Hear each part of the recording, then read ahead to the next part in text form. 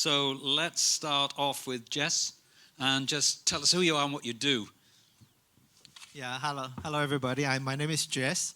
I'm a meat importer in the Philippines, and I'm also the president of the Meat Importers and Traders Association.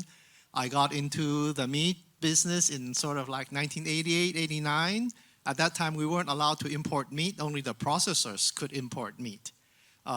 So we started doing commission business, and then until 1993, the government allowed us to import beef. And then in 1996, we were able to start with pork and chicken. And since then, we've built the business. Now, my commercial side of it is we are working with about 20 countries, different products, including fish, seafood, and vegetables. But the underlying business is everything is frozen. Yeah. And we formed the association in 1993. Yeah. Brilliant. And Dicky? Okay. Most of you know me. I've been in the business. My name is Dicky Adiwoso, and my long-time business partner just walked in. He's the fat guy over there. You're the gray-haired guy. I'm the one with the gray hair. Okay, so most of you know me. I've been in the... I didn't know anything about cattle about 3 years ago. Still I don't know. Okay. That's enough from you, thank you. So I work for... So I got jumped into the business because my boss bought a station in Australia, and I have to look after that. And since that, I was in this business. And then during the Asian financial crisis, Greg and I, we built our company, starting with almost $10,000 at that time. So, and we built a company right now. And then with our partner, Consolidated Pasture Company, we built it. And then up until now, I'm still in this business. So I think we have bring more than, how many cattle we have brought since Greg? How many cattle we have imported since 27 years ago? It's more than 1.7 million. So I'm here to give you an insight of what happened in the past and what's going to happen in Indonesia. Great. And so David Hughes, I've got a stake in the food industry. I'm a co-owner of a restaurant in Devon in the southwest of England. I didn't think it was going to be. My youngest son, who was a banker in Hong Kong, gave it up and bought a restaurant in Devon, and I became stealth a co-investor. I didn't know I was a co-investor until suddenly I was a co-investor. If you've got children, you know what I mean. Okay, that's good. And incidentally, for questions, I've got a question just to start us, but just address questions to these two, and hopefully Yusof, when he arrives, who is the Malaysian guy who is a restaurateur apart from anything else, and he's also in the meat business. So if you've got a question coming up, just ask, irrespective, put your hand up. And so my question is, I'm sort of intrigued. I'm not Mr. Meat, but if I look around the world, actually, if we're talking beef here, I mean, beef is a minority meat globally, but it's a premium meat. And if I look, so let's start saying the Philippines, I think of the Philippines as being sort of heavy duty on pork. But so what's the place of beef, and what's happening to beef demand, and what do people want out of it? Well, the situation in the Philippines is, we were talking about demographics a while ago. Yeah. And the demographics, the socio-economic demographics say that there are 85% poor people. So these 85% poor people don't have beef on their menu because beef is, as you said, premium.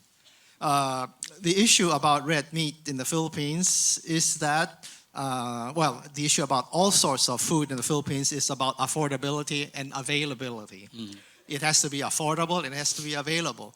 As far as the red meat is concerned, beef has always been considered as premium product, so they don't have it every day on their menu. I mean, 85% don't have it at all. The 15% may have it once a week or maybe twice a week. You see a lot of what they call proxies like the cheap burgers, the Indian buffalo corned beef. So these will become the proxies for the beef. But they will be very economical and very cheap. Yeah. And is there a particular preference? So when they buy beef, what do they want to buy? What do they want? Well, of course, they want to buy something that's tasty. Right. And don't they add the taste? I mean, if I look at a lot of Asian cooking, that often is not. It's based on a pretty strong sauce, and I'm sort of intrigued that if you slice it thinly, I don't know if that's the sort of Filipino way of doing it. Cover it with a strong sauce. You wouldn't know if it was pork or beef. It will be very thinly sliced. It will be very finely ground. But if you notice, a lot of some of the fast foods in the Philippines, like we have our spaghetti, they don't use beef anymore. They use hot dogs. Right. It's processed. It's even cheaper. Right. So ground hot dogs. No. They just slice hot dogs. So, right. These small slices like this. Yeah. Yeah. Okay. Yeah. Good. Yeah. What about in Malaysia? Sorry, in Indonesia, dear Lord. What's the place of beef, and what do they want from the beef?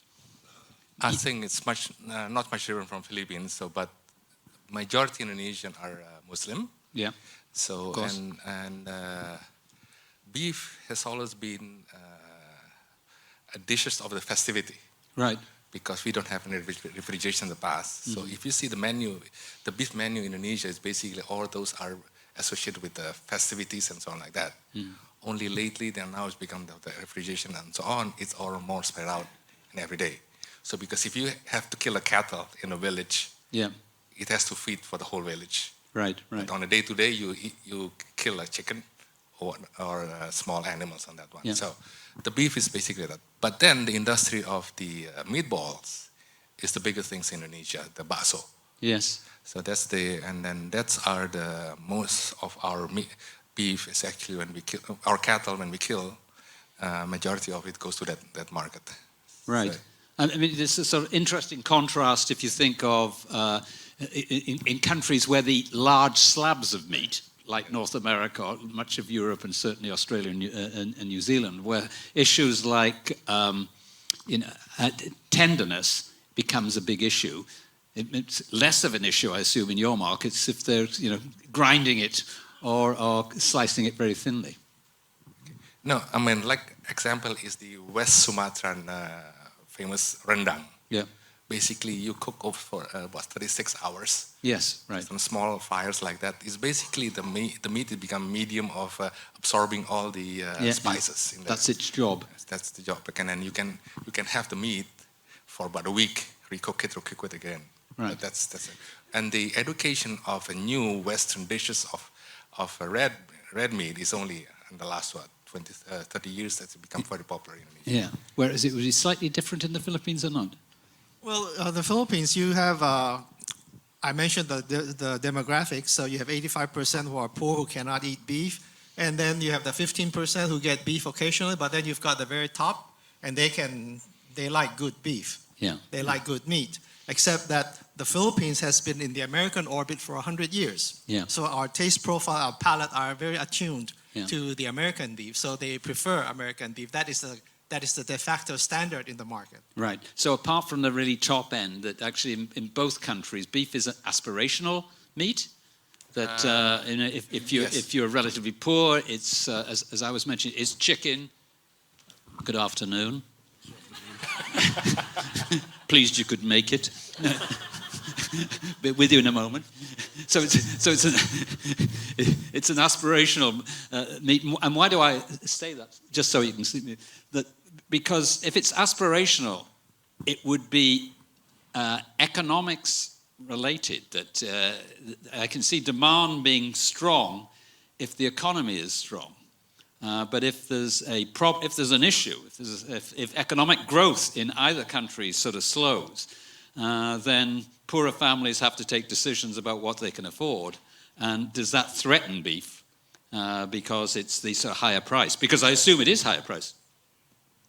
Well, I mean, in the Philippines, beef, for the three proteins, beef, pork, and poultry, beef will always be the most expensive product, the most expensive meat. And it is aspirational. They would love to have beef every day if they could afford it, right?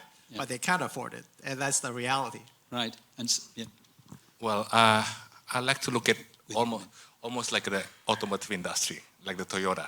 Yeah. You have the cheap cars. Yes. But you also have the Lexus.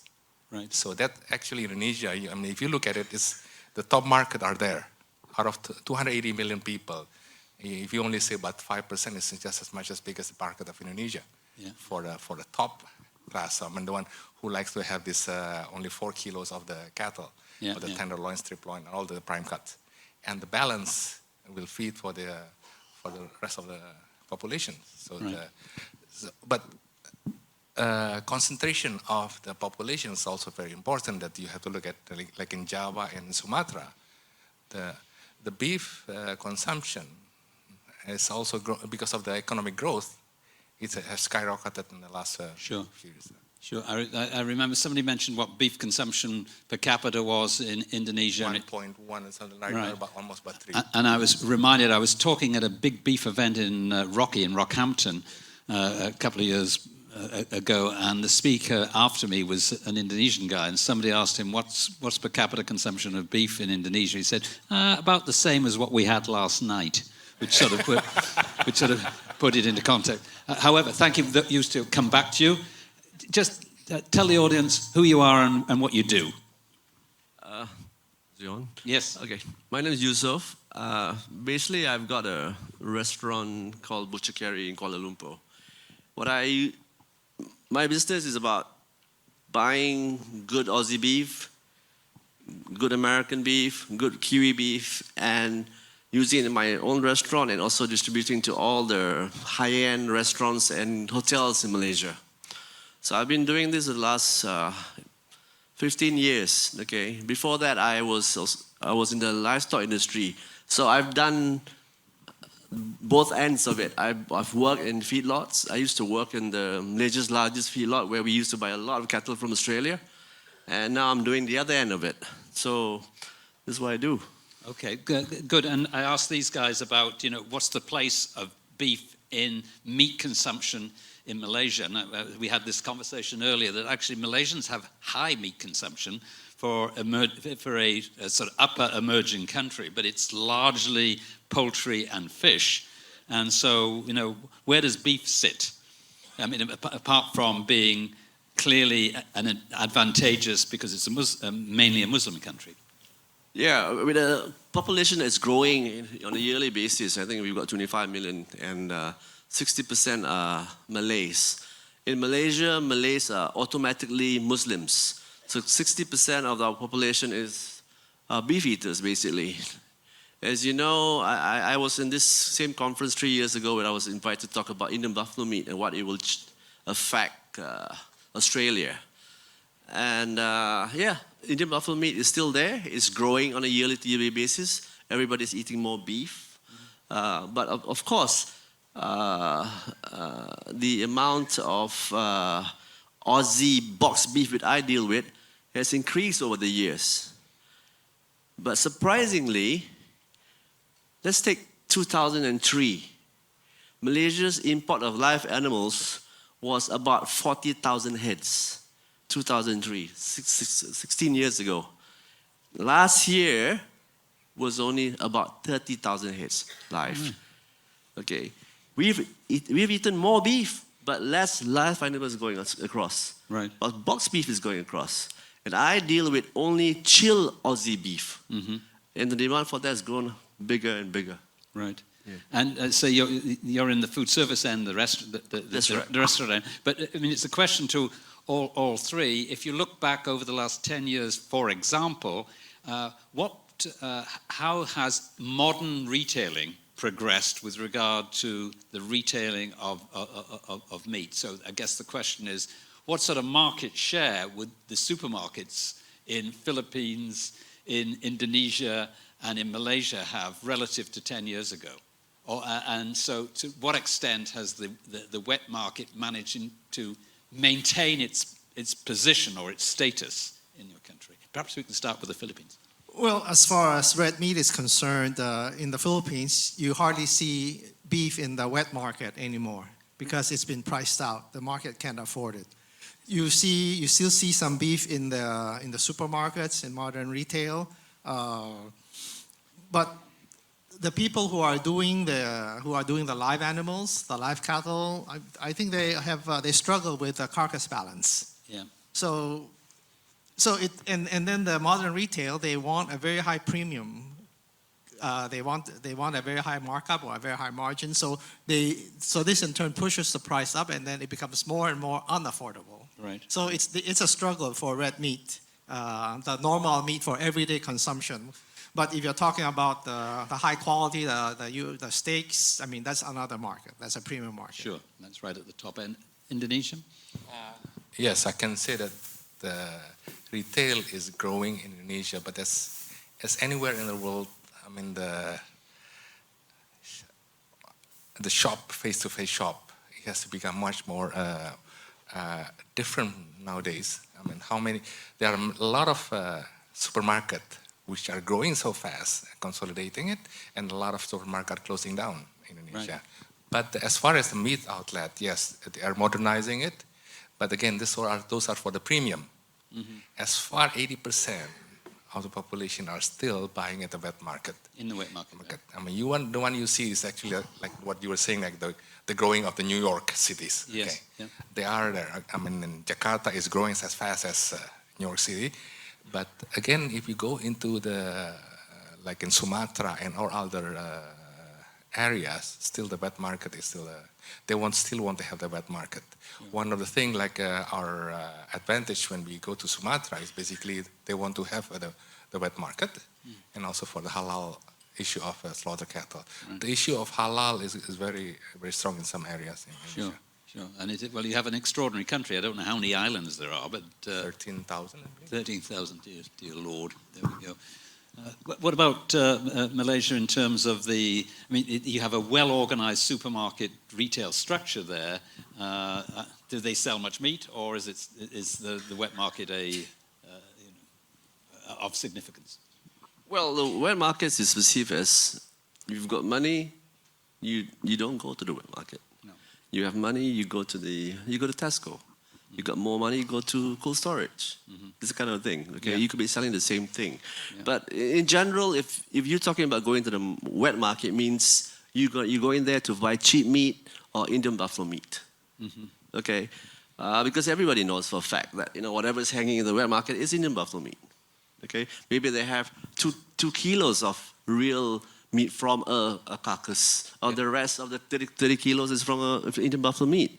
Okay, but if you go to the supermarket, it's deemed labeled as Indian buffalo meat. You can buy it from Indian buffalo meat from the from the supermarkets, but now Malaysia is going to a period where it's not about meat alone, whether it's buffalo meat or Aussie beef or US beef. My customers, for example, okay, maybe there's the other end of the spectrum. I want beef. I don't want Aussie beef. I want Hereford beef. I want Murray Grey beef. I want Charolais. That's what I want, okay? Don't tell me I've got Angus from Aussie. Tell me I've got purebred Angus from Tassie. I want it to be labeled that way. Because Aussie beef, to tell you the truth, what I do is like, Aussie beef. I can get Iowa beef from USA, prime, purebred Angus, fat, blah, blah, blah. Because Americans are very smart in this. They know how to label it, they know how to sell it, they know how to market it. When it comes to Aussie chilled beef in a box, Aussie beef, 60 days, grain. That's it. Right. Okay? And the Americans, you should see the packaging. When we sell it, the packaging says this, like the Malaysian consumer who are now a bit more affluent, they've traveled a bit, that steak is sold in Pitalugas, cash basis, that kind of thing. Don't just brand it Aussie beef. It doesn't sell anymore. Right. Earlier this morning, you guys said, what can we do for the Australians? Sell your cattle, for example, livestock. Sell your cattle. This breed is Murray Grey from this river. What is Murray Grey? Educate them. It's a cross between a Shorthorn and Angus. Okay, accidental cross. Mm-hmm. It is, right? Mm-hmm. A lot of Aussies don't even know that. A lot of Malaysians know that, but you say it's a cross between Angus and whatever it is. Mm-hmm. It sells. Mm-hmm. Don't be Aussie beef. Right. Okay. That's reassuring. Thank you very much. Yeah. And also be careful if you put Tasmania on it, because I say most people, once you get outside Australia or the UK, where we've got some knowledge of Australia, they don't know the difference between Tasmania and Romania. So that's by the by. But what about in your respective countries? That is there? Well, first of all, in Indonesia, when you're bringing the feeders in, feeding them up. When it's sold, is there any link at all with Australia from a consumer perspective? No, our business is more business to business. Yeah. So we sell it to the slaughterhouses, which is a part of the supply chain. Yeah. And they go into the wet market. No, right, and so there's no connection in the wet market between where the animal was born, for example, and if it's slaughtered by our slaughterhouse, but some feedlotter do have their own branding. Yeah. They put it there, and they always say this premium beef. Right. So if you go to supermarket, ask us premium beef, we know it's actually Australian cattle slaughtered there, but it's only for how many percent goes to that display in the supermarket. Right. The remaining goes to the wet market, because in Indonesia, if you go, they don't buy tenderloin, they don't buy strip loin when you get to market. I want to have a beef, whether it's mixed or not, it's like that. Right. It's a carcass based on that. So. Yeah, that's. I recall when I lived in Africa for 5 years in Kenya, and used to buy beef for my staff, and I thought they wanted cuts, and they said no, they just wanted beef with bones. I thought, oh, okay, that sort of simplifies it. But what about in the Philippines? Well, I mean, Yeah, you're good. The Philippines it's still basically it's what you said. So the classification of the meat is very, very simple. It's meat, or it's meat with bones. Right. So they're not really that particular about the cut, and perhaps that is because the cattle traditional cattle that they slaughter were very lean and practically all the pieces, the tenderness were practically the same. But in the Philippines, I mean, I think Australia, because you have access to premium markets like Japan, so a lot of the meat that goes to the Philippines are not very good quality meat. It's not because of you guys, but because of our buyers over there. They're looking for a cheap product, for a low-cost product. So they just work on the price, and the sort of quality that comes in is not that very good. It's not very good. Most of the meat, I think, that goes into the Philippines will end up in a hamburger joint. You got the fast foods, McDonald's, Jollibee, these guys. Yeah. And basically, this is all ground up. It'll all be ground meat. So the consumer doesn't really know whether it is Australian or Brazilian or Irish or Kiwi. They don't really know. And then again, when they sell their burgers, because again, it's a low-cost market, so it is not pure beef. It is not a pure meat patty. There are always be extenders in there. Right. So they can't really tell the difference between real meat, pure meat, and meat that has been blended, extended with other stuff. Right. We had some beef extenders in Europe too, and we refer to it as horse. Yeah, but that's part of it. What about out there? Any questions for these gentlemen while we've got this opportunity? These supermarkets? No? Nothing? Yes, sir. Just one question. We heard from David before about plant-based meat appearing in developed countries in Europe and America. Are you seeing any examples of plant-based meat in your countries? Well, you mentioned a while ago that corn is now owned by a Philippine company. Yes. Right. So they are. You know, corn, which is sold in Australia, which is a mycoprotein which you sort of ferment. Yeah. Yeah, I think they are in some of the 7-Elevens, but it's not in a big way because again, with the Philippines is very price sensitive. If you're talking about plant-based food, I mean the Chinese, they got their tofu like for Sure. centuries, right? Yeah, but actually, you were saying that most burgers have some extenders, which is classic flexitarian, which is my viewers. Asians have always been flexitarian, and we've just discovered it in so-called developed countries. They say, "Oh, wouldn't it be fun to have half meat and half something else?" Well, you've been doing that for years, for God's sake. No. So okay. What I cannot comment. I'm in the life. oh yeah. Okay. Yeah, I mean, there are some, well, it caters to a lot of millennials, that world millennials. I don't know how many millennials are here. But basically, it's one of those things, David, it's just like, it's trendy to have. It's not to say it's taking over the meat-eating people, but the young people in their 20s, 30s find it trendy to have their very expensive coffees, plant-based burgers, powerful-based burgers, whatever it is, sausages, whatever. And it's to be seen.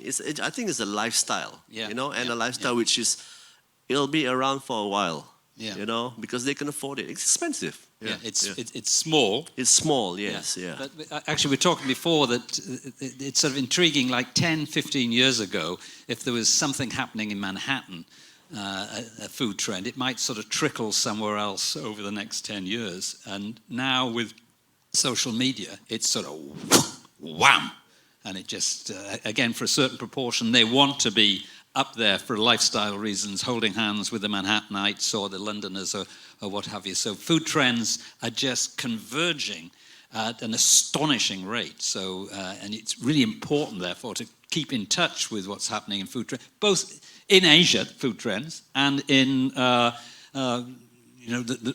Western world or Europe or whatever. And I'm intrigued, so just to go on, is that often you'll hear people complain and say that problem is that globally the diet is becoming westernized, and they mean Americanized. And actually my view is, if anything, the global diet's becoming Asianized. We're eating out of bowls that it tends to be more spiced, etc. I think that's probably a good thing. Yeah, anything else out there, surely? Oh, yeah. Can I remind you all that one of the first popular vegan foods was a good old tempeh burger. Tempeh from Indonesia, fermented soybeans fermented with fungus. Yeah. So Indonesia, and that's the food for the poor people, not just the high-class rich people. Yeah. But tempeh was one of the original vegan popular, the only thing that you could make a burger out of. Right. Just want to remind you about the roots of vegan.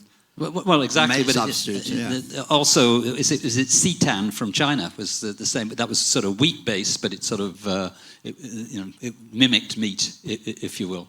So, what about advice for Australia, for live cattle exporters from Australia, with your enormous experience? Me? Off you go on. Okay. Go on. Live cattle, this is my field because last 30 years, the growth of live trade between Indonesia and Australia grows so fast. And we have some hiccups, 2011 and all the others. But from this morning presentation, I'll see, the live cattle is so high profile in Indonesia. And they only supply 20% of demand of Indonesia, and the rest is still local cattle. Right. But it's high profile. Cattle is a high profile in Indonesia. Cattle is actually the wealth, a sign of wealth in the Javanese culture. Right. So, and if you talk about cattle, they said, oh, you are rich if you have more than 2 cattle. Mm-hmm. So when I brought my driver to my feedlot, they said, you're super rich because you got 30,000 of a cattle. 1,000, yeah. So that's it. That's why this high profile. Yeah. But it's only, if you compare the whole economy, it's only 20% of the supply. Mm-hmm. That's why it's very highly political. So if you talk, anytime I talk with in Indonesia, oh, you're in cattle. Again, you are rich, you are in that, okay. And maybe you see a lot of importers from Indonesia are also high profile in the past. Mm-hmm. So what happened is Australia have enjoyed as the sole supplier of live cattle to Indonesia for the last 27 years. But you always treated Indonesia as a trade partner. Mm-hmm. You have to move on, not only become a trading partner, but you have to have a co-investment. It has to be mutual growth. I mean, you're only looking one side, from Indonesia, you're selling the cattle. As soon as you get it on the boat, that's before ask us. You set on the boat, okay, I got my money and that's it. And let those guys take care of the cattle over there and sell the cattle. But let's move on.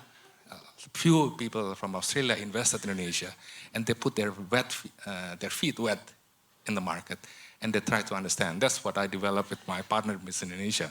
And also I have my CPC partner from Australia who keep on doing the business and part of the mutual growth of that. But if you're only looking only as a trading partner, Indonesia have a different agenda. Mm-hmm. They look at, hey, it's only 20% of my supply. Mm-hmm. I got to feed 280 million people. Mm-hmm. What do I gain out of this opening up my market for 20% of my supply? I said, for 27 years, there's no mutual growth. There's only trade. Mm-hmm. Only few investors there, okay? And we're talking about you have invested in the supply chain, all of this, and people will afraid of people piggybacking on that growth like in Vietnam. No, you have not invested as far as you have put your feet on the ground there. Mm-hmm. You have not developed it together as an investment partner, as a mutual growth. So Indonesia said, okay, I'll open up Indian beef. But for how many years have we enjoyed that trade of we have an access? So you should not only be looking at market access, you should be looking at co-investment in Indonesia. And that's probably, it's going to be the agenda for the next 5, 20, 15 years. If you want to come to Indonesia, you're going to enjoy the hard work that we do in expanding our economy. You join us on this. So that would be the motto of it. Otherwise, we're going to sell our market to anybody. Okay, thank you. We don't have that much time, actually, but I wanted to talk. It's sort of intriguing for me as an outsider coming here that your markets, live cattle markets, where beef is a premium, is aspirational, etc. The criticism you get is criticism domestically, particularly about animal welfare and related matters. I wondered to what extent in the Philippines is animal welfare an issue, and to what extent, there's a proportion of the population, are they concerned about animal welfare? Does it have anything to do with their purchasing behavior? I think you have very minimal animal welfare activities in the Philippines. You have 85% who are poor, who are hungry. They're more concerned with finding food than with going for other causes, for other social causes. Right. What about Malaysia? Is it an issue? No, in Malaysia it's not so much an issue because the real there you actually see that some animals are mistreated or not treated well just before the Kurban, okay, where these people buy and sacrifice behind the mosque, or they call it the surau there. And of course, if you deal with Thai animals, they are a bit more tame, but Aussie animals are a bit more, it takes more people to actually bring them down. And things like this, because it's a traditional thing, it's a culture thing, it's a religious thing. Okay, it has to be done, and it's been done behind your house, behind your mosque. Okay, so people don't see it as such a problem, But I do want to say something about what Dicky just said.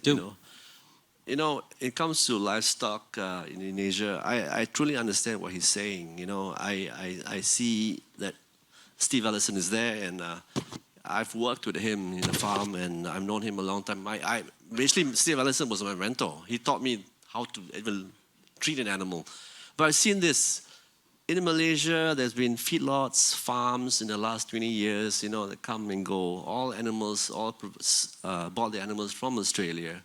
But it's never been, like Dicky said, that investment into Malaysia in terms of, what is it called? Educating your feed, your structure. It's just a one trade-off. I don't understand, as a person selling beef, how can 16 years ago, you sold more animals than you did today. And the consumption of beef is more. There are more Malays, there are more Muslims, there are more people, basically. But there's less exports coming to Australia. So they're looking at more export animals, more slaughter animals, no more feeders. If you say feedlotting in Malaysia, ooh, why? Why would you want to do that? Slaughter, yeah. And most of the time, you get what Steve Allison used to say, the Kimberley specials. I remember that. You know, I said, what's Kimberley That specials? wasn't a good thing, I assume. Ask the people here. Okay. So because whatever animals which you can slaughter after X amount of days there, there's no such thing as feedlotting them because they'll just not very good animals. So there's no real help from the exporters, no real help from the Australians, for us to develop our thing. That's why it just dwindled over the years. Mm-hmm. Right. Out of interest, is there much live trade into the Philippines? I'm not very familiar with the live trade into the Philippines, but just for your perspective, the Philippines imported 120,000 tons of boxed beef products, including offal, last year, and about 45,000 tons of Indian buffalo. Right. So that was the performance of last year. So you can do a calculation and see how much that translates into live animals, I suppose. Right. And actually, on a per capita basis, that's still small. You've got 100 million plus people. Yeah. Well, I mean, talking about the buffalo, okay, so I said 120,000 tons of beef products. That would be about maybe 85, 90,000 tons of meat. Mm-hmm. And then the balance will be the offal. But the buffalo is 45,000 tons, but it is processed and it is extended. So that 45,000 tons could be equivalent to like 200,000 or 500,000 or 400,000 tons of finished goods. Mm-hmm. So you can do some calculations, and we talk about another product like chicken MDM. That's about 200,000 tons a year, and that's chicken mechanically deboned meat. Yeah. Mechanically, mechanically deboned chicken meat. That's about 200,000 tons a year, and if it's extended, and it turns into 1 million tons. Yeah. Of sausages, of chicken franks, Right. I mean, these are the things that not many people are looking at, and I always think government should look at that and see what the people are actually consuming. Yeah. Just before we finish, are you bursting with something in 2 sentences to say, if I was in Australia, you've already said it perhaps, you tend both say invest in the countries in which you view as your markets. Yeah. But because we have to finish. And on a positive note, back to showing those sort of big mega figures that globally demand for beef is growing at 1.5% and is expected per annum, which is a lot over on a per annum basis, and over the next 20, 30 years it's going to continue. Most of the growth is in the countries represented by sitting here, and you're sitting close to them. It's just a matter of getting your story right, and it looks positive. The push back against it is domestically here. To say it's sort of intriguing, isn't it, that the welfare issues are Australia based, and so you see that tension. I wish you well, and perhaps we can thank these characters for even this man for turning up late. And it's thank you, and thank you.